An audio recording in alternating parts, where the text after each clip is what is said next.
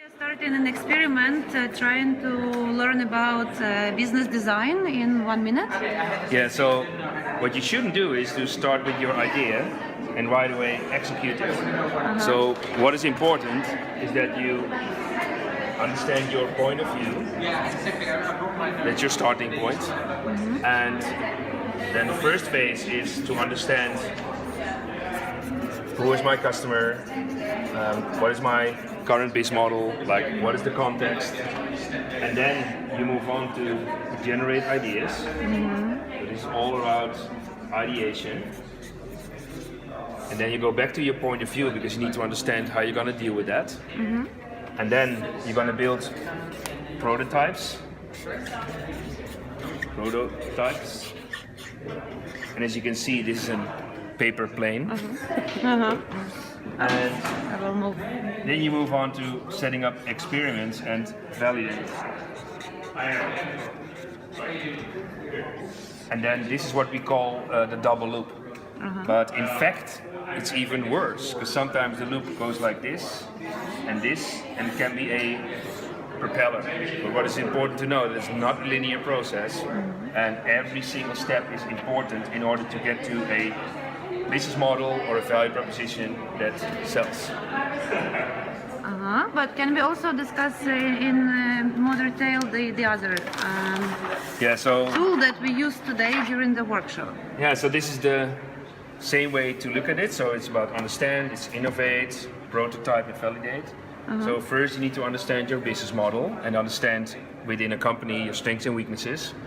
You need to understand what context you operate in. You can use the context map for that.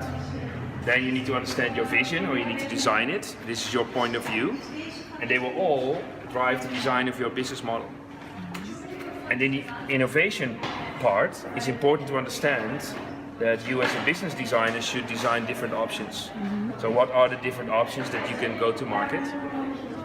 What are the techniques that you can use in order to get there? So you can ask yourself, for example, crazy questions. What if I charge 100 times more for my products?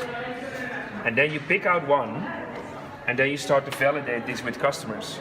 So what does that mean is that try to understand your biggest assumption and try to test this with customers to understand if they're willing to pay for your value proposition or your product or your service. And here on this side, you need to understand if there are more customers willing to do that, and then you are creating or servicing the market. So basically here you test the problem solution fit, right? And here product market fit. Yep. Okay, so you mentioned you had some presence in Ukraine. Are you going to get back? That's a very good question. Yeah. I hope that, no, we would definitely like to go back, but we need to find the right people, the right teams. And any words in Ukrainian that you learned? No, I didn't learn any words in Ukraine. But yeah, okay, let's just say hi to everyone in Ukraine, and I hope they will get a chance to see you personally at some time.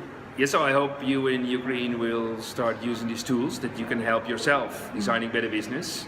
And I think if you would help me a little bit, we should get the Russian translation. Or Ukrainian. Or Ukrainian. Thanks a lot. Bye-bye.